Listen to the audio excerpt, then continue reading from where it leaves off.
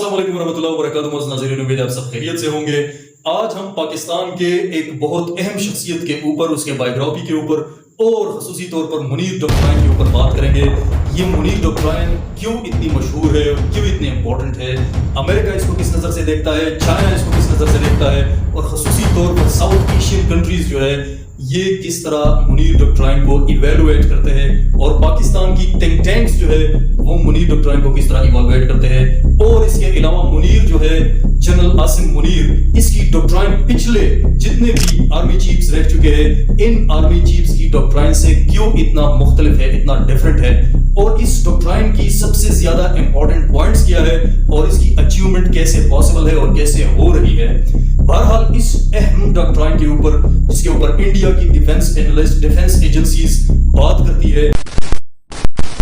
Lieutenant general असीम Munir ISI के chief भी रह चुके हैं। अक्टूबर 2018 में असीम मुनीर को आईएसआई का चीफ बनाया गया था, लेकिन वो केवल 8 महीनों तक ही इस पद पर रह पाए थे। असीम मुनीर भारत में पुलवामा हमले के दौरान ही आईएसआई चीफ थे। आपको बता दें कि असीम मुनीर के आर्मी चीफ बनते ही भारत और पाकिस्तान के संबंध और भी ज्यादा खराब हो सकते हैं। ऐसा इसलिए क्योंकि पुलवामा हमले के बाद जब भारत ने पाकिस्तान में एयर स्ट्राइक की थी, तब असीम मुनीर ने कहा था कि हमारी एयरफोर्स को भी भारत पर हमला करना चाहिए। आज हम इसके ऊपर बात करेंगे, मुनीर डॉक्ट्राइन के ऊपर, लेकिन उससे पहले सैयद हाफिज जनरल आसिम मुनीर के बारे में जरा जान लेते हैं कि ये कौन है। पाकिस्तान का सबसे अहम ओहदा आर्मी चीफ का ओहदा होता है, और सबसे ताकतवर ओहदा भी आर्मी चीफ का ओहदा होता है। इसके अलावा पाकिस्तान का सबसे इंपॉर्टेंट ओहदा भी, और पाकिस्तान को अगर इन अल्फाज में मैं कहूँ कि पाकिस्तान के सयाहो सफेद का मालिक जो होता है वो पाकिस्तान का आर्मी चीफ कहलाया जाता है। ऐसा कहा जाता है, सिर्फ मैं नहीं, बहुत सारे एजेंसीज, बहुत सारे लोग यही बात करते हैं। तो चलो आओ आज हम अपने पाकिस्तान के 11वें आर्मी चीफ के बारे में जरा जान लेते हैं कि इसके बारे में इंडिया की क्या पर्सपेक्टिव है, दूसरे ममालिक की क्या पर्सपेक्टिव है, और खुद सैयद जनरल आसिम मुनीर की बायोग्राफी क्या है। और फिर उसके बाद इसके बायोग्राफी को जानकर, उसकी सर्विसेज को जानकर, उसके बाद हम इसके डॉक्ट्राइन के ऊपर बात करते हैं कि मुनीर डॉक्ट्राइन एक्चुअली है क्या चीज, और ये पाकिस्तान को किस सिमत में लेके जा रहा है। तो सैयद आसिम मुनीर जो है ये एक पंजाबी फैमिली से ताल्लुक रखता है, और ये फैमिली पाकिस्तान की आजादी से पहले इंडियन पंजाब यानी कि जालंधर के साथ ताल्लुक रखने वाली फैमिली थी। जब 1947 में पाकिस्तान आजाद हुआ तो ये फैमिली माइग्रेट हुई, टोबा टेक्सिंग में आबाद हुई, और फिर उसके बाद ये फैमिली शिफ्ट हुई रावलपिंडी हसनाबाद में। हसनाबाद में ये शिफ्ट हुई, और इसका वालिद साहब जो था सैयद सरवर मुनीर, वो FG टेक्निकल कॉलेज का प्रिंसिपल था, और इसके साथ साथ वो इमाम मस्जिद भी था, और वहां पर वो जुम्मे का खुतबा भी देता था। तो अगर आप देखें तो इसको हाफिज फैमिली भी कहा जाता है, क्योंकि इसमें बहुत सारे ऐसे लोग मौजूद हैं जिन्होंने कुरान करीम, कुरान मजीद को हिफ्ज कर लिया है। और आपको यहाँ बताता चलूं कि सैयद जनरल आसिम मुनीर भी पाकिस्तान की तारीख का वाहिद आर्मी चीफ है जो हाफिज कुरान है। लेकिन हम इसकी बायोग्राफी को अगर आप देखें तो ये 1965 में पैदा होते हैं, और उसके बाद ये बुनियादी तरबियत जो हासिल करता है वो इस्लामी तरबियत हासिल करता है। एक मदरसे में वो पढ़ता है, और वो मदरसे का नाम है मदरसा तजवीदुल कुरान, जो कि हसनाबाद में वाक़ है। ये बुनियादी तौर पर तालीम वहां पे हासिल करता है, और उसके बाद इसका तालीमी सिलसिला जो है ये शिफ्ट होता है, जैसे कि फौजी स्कूल जापान में ये तालीम ग्रेजुएशन ये वहां से ग्रेजुएट होता है। इसी तरह command and staff college Quetta में ये पढ़ते हैं। इसके अलावा the Malaysian arm forces college में भी कुआलालंपुर में जो वाक़ है उसमें ये पढ़ता है। इसके अलावा अगर आप देखें तो ये मुख्तलिफ जगहों पे इन्होंने पढ़ा हुआ है। मैंने आपको बताया कि यहाँ पे एक और जो नेशनल डिफेंस यूनिवर्सिटी है जो इस्लामाबाद में वाक़ है, वहां से ये एमफिल इसने वहां से की है, और command and staff college Quetta से भी ये ग्रेजुएट हो चुका है। एमफिल इन्होंने की है। अगर आप देखें तो इनकी एमफिल को देखें ना, ये इसने मतलब एमफिल जो की है वो पब्लिक पॉलिसी और सिक्योरिटी मैनेजमेंट में इसने एमफिल किया हुआ है। तो ये बहुत ज्यादा इंपॉर्टेंट टॉपिक है। अगर कोई बंदा इसमें स्कॉलर बनता है तो आप समझ सकते हैं कि उसका लेवल क्या होगा, पब्लिक रिलेशंस के हवाले से, पब्लिक मैनेजमेंट के हवाले से, या मतलब डिफेंस मैनेजमेंट के हवाले से, और पब्लिक पॉलिसीज के हवाले से। तो चलो जरा इनकी सर्विसेज को देखते हैं, और इसके अलावा ये कमीशन इसने किस तरह हासिल किया। तो इन्होंने कमीशन हासिल किया, ये पास आउट हुआ 17th कोर्स, 17वें कोर्स से, जो कि ऑफिसर ट्रेनिंग स्कूल जो है मांगला का, منگلا آفیسر ٹریننگ اسکول سے یہ 17ویں کورس میں پاس آؤٹ ہوئے اور انہوں نے 23 brigade 23rd brigade of frontier force میں انہوں نے کمیشن حاصل کیا سیکنڈ لیفٹیننٹ کا. اور اس کے بعد یہ باقاعدہ طور پر یہ جو کمیشن حاصل کیا یہ 25 اپریل 1986 میں انہوں نے افواج پاکستان میں اپنا پہلا قدم رکھا. لیکن آگے اگر آپ اس کی سروسز کو دیکھیں گے تو آپ حیران رہ جائیں گے کہ جب یہ فارغ ہوا منگلا سے، جب یہ فارغ ہوا یعنی کہ جب یہ آفیسر ٹریننگ اسکول سے فارغ ہوا تو بہت چند لوگ ایسے ہوتے ہیں جن کو سوارڈ آف آنر ایوارڈ ملتا ہے. ہم اس کے ایوارڈز کے اوپر بھی تھوڑی سی بات کریں گے، لیکن انہوں نے یہ پاکستان کا تیسرا آرمی چیف ہے، یعنی کہ آصف جنجوعہ اور جنرل جہانگیر کرامت کے بعد یہ تیسرا واحد آرمی چیف ہے پاکستان کا جنہوں نے sword of honour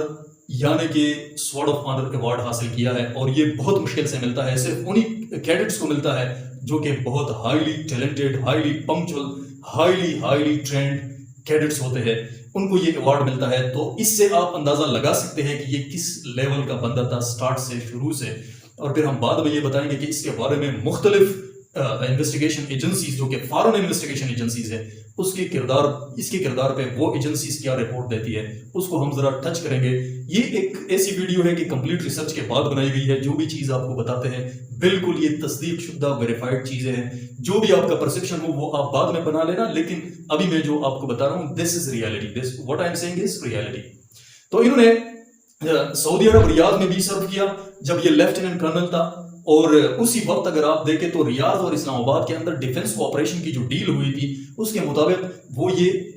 general Asim Munir جو تھا یہ سرو کر رہا تھا سعودی عرب ریاض میں. اور اسی وقت انہوں نے قرآن بھی حفظ کر لیا تھا. اور جب یہ بریگیڈیئر بنا تو بریگیڈیئر بننے کے بعد یہ ناردرن ریجنز آف پاکستان میں سرو کر رہا تھا. اور اس کے بعد اگر آپ دیکھیں تو 2014 میں یہ میجر جنرل کے عہدے یا رینک کے اوپر اس کی ترقی ہوتی ہے. اور پھر یہ ناردرن ریجنز میں ایک وہاں پہ جو ڈپلائمنٹ ہوتی ہے آرمی کی وہاں کی کورس کو کمانڈ کرتے ہیں. مطلب یعنی کہ ایز اے کمانڈر بھی ناردرن ریجن کا یہ رہ چکا ہے. انہوں نے پاکستان کے سخت ترین بلکہ دنیا کی سخت ترین جنگی محاذ میں بھی انہوں نے قدم رکھا ہوا ہے. وہاں پہ بھی انہوں نے سروسز دی ہے جو کہ سیاچین ہے. آپ کو یہ بتاتے چلے دنیا کا بلند ترین سخت ترین جنگی محاذ جو ہے یہ سیاچین ہے جو کہ انڈیا، پاکستان اور چائنا کے مابین ہے. یہ بات تو جب بعد میں اس کو 2016 میں ملٹری انٹیلیجنس میں انہوں نے سرو کیا یعنی کہ یہ دونوں پاکستان کے ٹاپ انٹیلیجنس ایجنسیز کا ہیڈ رہ چکا ہے.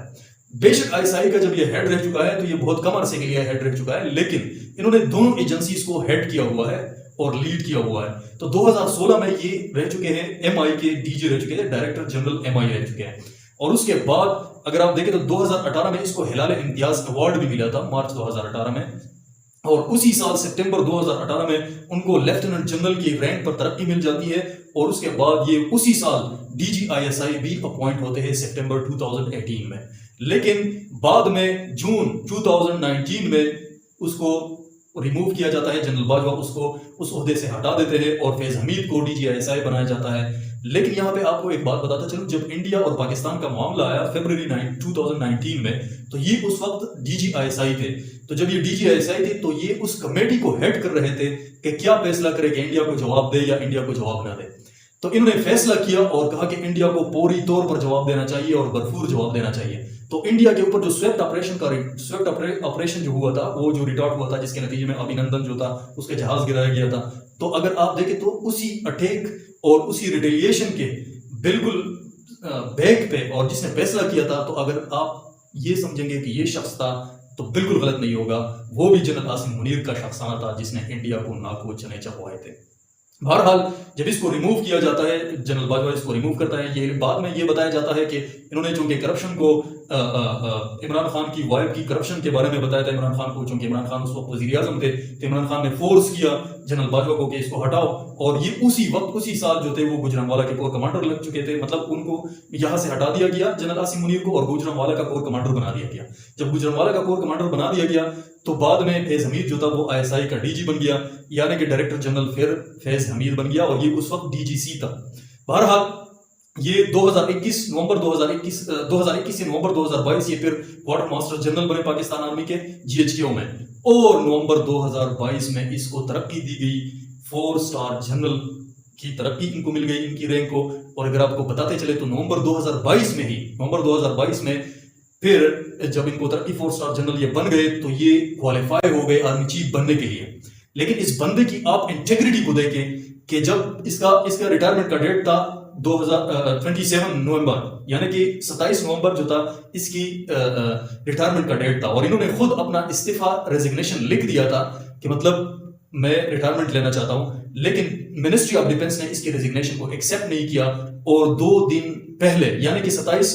نومبر کو یہ ریٹائر ہونے والا تھا، اور اس سے 2 دن پہلے یعنی کہ 25 نومبر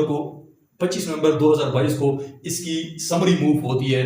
اور یہ اگر سینیارٹی کے لحاظ سے دیکھیں تو ان 6 جنرلوں میں یہ سینیارٹی کے لحاظ سے بالکل ٹاپ پہ تھا، لیکن اس کے بارے میں کچھ بھی ہم نے میڈیا میں نہیں سنا کہ اس نے اپنے لیے لابنگ کی ہے یا یہ وہ وغیرہ وغیرہ، اس طرح کچھ نہیں سنا، بلکہ ایک بندہ اگر خود اپنا ریزگنیشن لکھ لیتا ہے تو وہ آپ واٹ ڈو یو تھنک کہ مطلب وہ اپنے لیے لابنگ کس طرح کرتا۔ بہرحال منسٹری آف ڈیفنس نے اس کی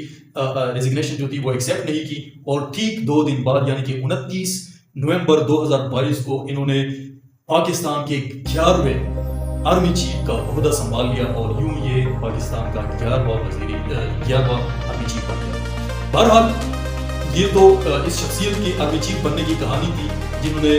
1986 سے پاکستان کو سرو کیا، اور اسی دوران انہوں نے تقریباً ٹوٹل اگر ہم لے لیں تو انہوں نے 11 میڈلز حاصل کیے، اور ان کا کردار بہت زیادہ صاف رہا، بہت زیادہ کلیئر رہا، جس جگہ پہ اس نے سرو کیا تو بہت زیادہ دلیری کے ساتھ سرو کیا، اور اس کے بارے میں بہت زیادہ کوٹیشنز مشہور ہے کہ مطلب یہ ایک ایسا آفیسر ہے کہ جس کی کردار کے اوپر کوئی داغ موجود نہیں ہے۔ بہرحال اب آتے ہیں ڈاکٹرائن کے اوپر، اور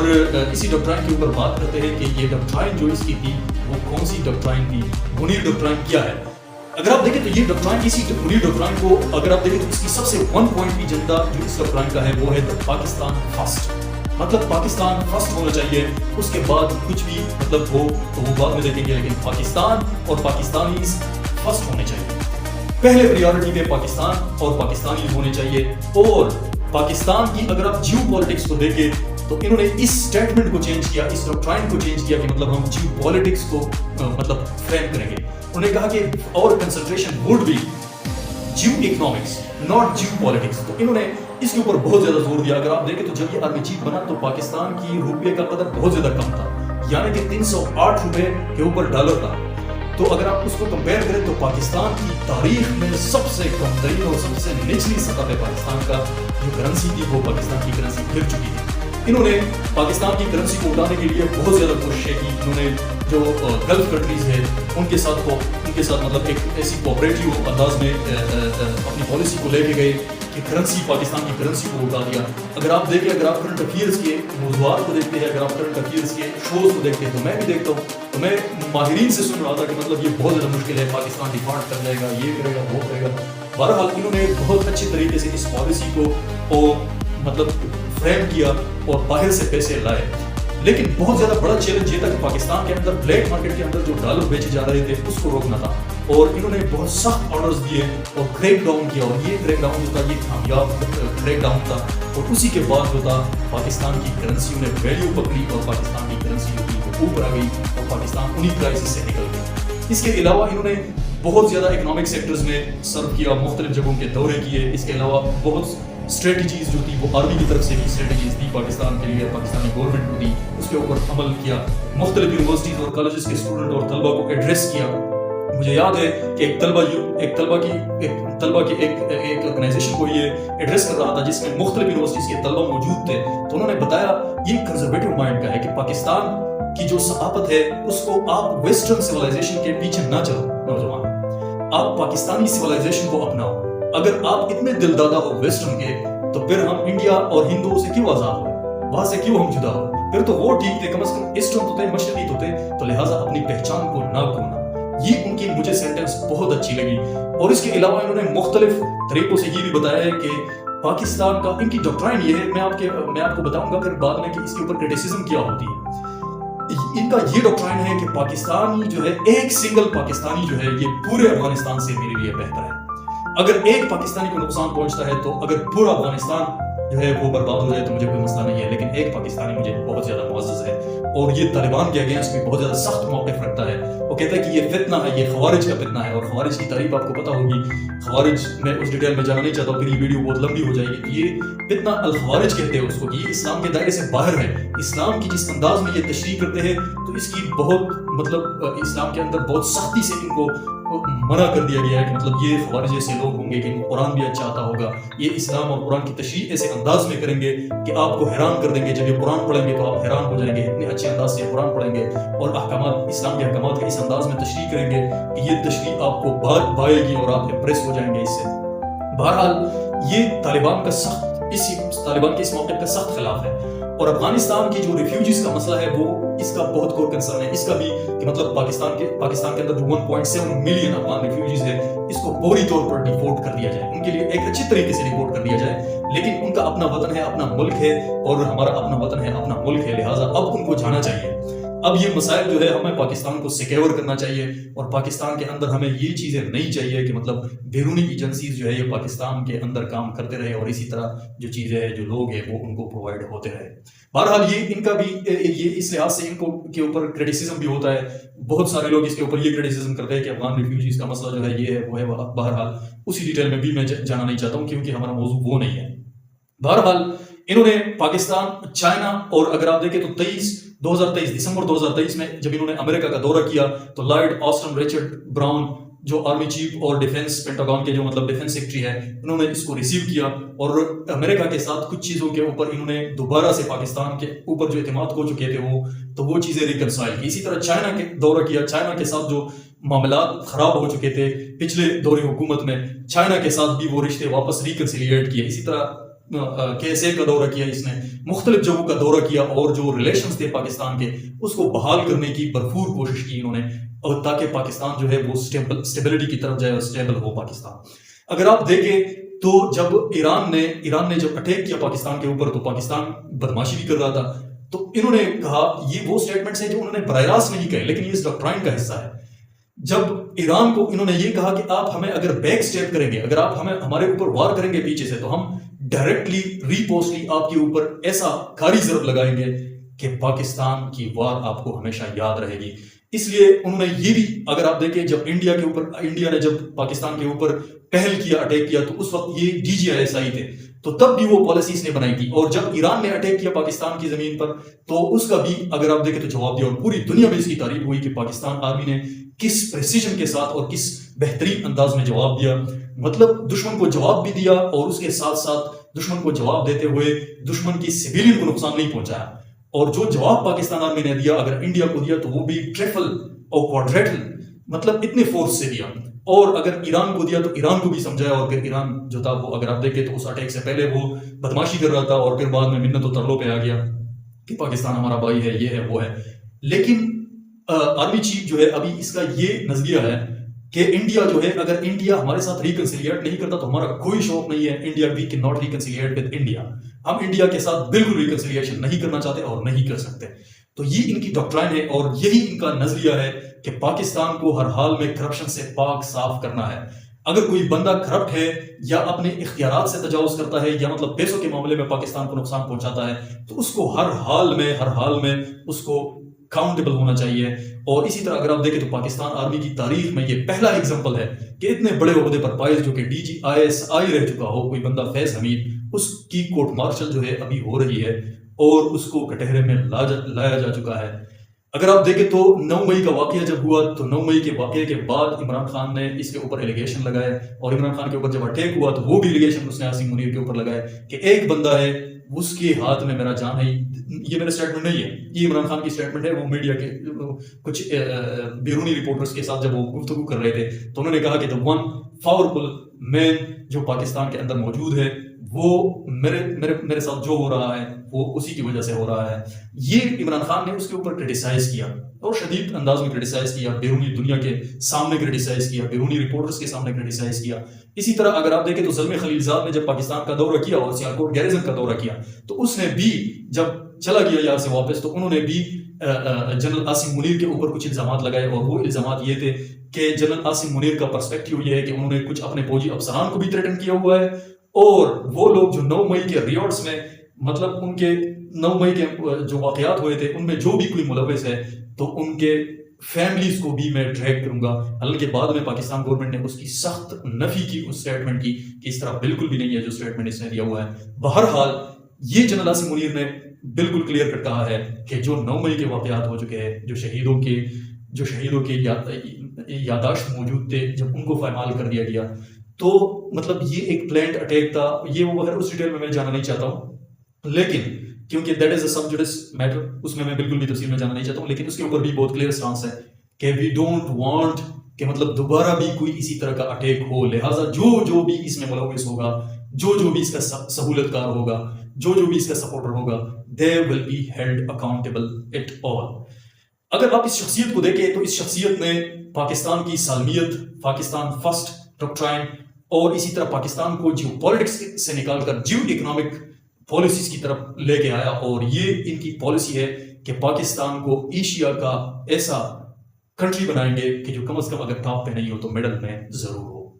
اکنامکلی، اور پاکستان کو ہر لحاظ سے اسٹیبلائز ہونا چاہیے، پاکستان کو کرپشن سے پاک ہونا چاہیے، یہ وہ ڈاکٹرائن ہے۔ اور اس کی سب سے اچھی بات جو مجھے لگی وہ یہ تھی کہ ہر ایک پاکستانی، ایک سنگل پاکستانی جو کسی دوسرے ملک کی وجہ سے جب سفر ہوتا ہے تو مجھے اس پورے ملک کی کوئی پرواہ نہیں ہے، مجھے صرف اسی پاکستانی کی فکر ہوگی، اور میں اس کے لیے جو بھی کروں گا، جو بھی جس حد سے میں گزروں گا وہ میں کروں گا۔ یہ بات مجھے اس کی بہت زیادہ پسند ہے۔ بہرحال تو یہ وہ ڈاکٹرائن ہے پاکستان کی اسٹیبلٹی کی، پاکستان فرسٹ، اور پاکستان کی پالیٹکس کو پاکستان کی اکنامکس کے اوپر، پاکستان کی اکنامکس کو پاکستان کے پالیٹکس کے اوپر ترجیح دینا، اور پاکستان کے فورن پالیسی کو واپس پرو ایکٹیو انداز میں پیش کرنا، اور پاکستان کی امیج کو بہتر کرنا، یہ پالیسی، یہ ڈاکٹرائن بہترین ڈاکٹرائن ہے۔ اور انڈیا کو لال جھنڈی دکھانا اور افغانستان کو یہ میسج دینا کہ اگر آپ کی سرزمین ہمارے لیے محفوظ نہیں ہے تو Pakistan will never be safe for you people۔ اور اس کے بارے میں الجزیرہ نے یہ کہا کہ الجزیرہ نے اس کے بارے میں یہ کہا کہ عاصم منیر جو ہے he is the officer of impeccable reputation۔ impeccable means کہ ایک پاکدامن ریپوٹیشن کا آفیسر ہے، اور تعریف تو وہ جو دشمن کرے۔ انڈیا کے جو دا ٹائمز آف انڈیا ہے، بہت مشہور نیوز ایجنسی ہیں، انہوں نے اس کے بارے میں کیا کہا کہ he is a tough guy with a hawkish attitude. Tough guy with a hawkish attitude مطلب باز کا اس کا پاس نظر ہے، اور یہ ایک ٹف گائے ہے، ایک مشکل بندہ ہے جس کو سمجھنا بہت زیادہ مشکل ہے، اس سے بچ کے رہنا چاہیے۔ Thank you so much for watching this video. Allah حافظ۔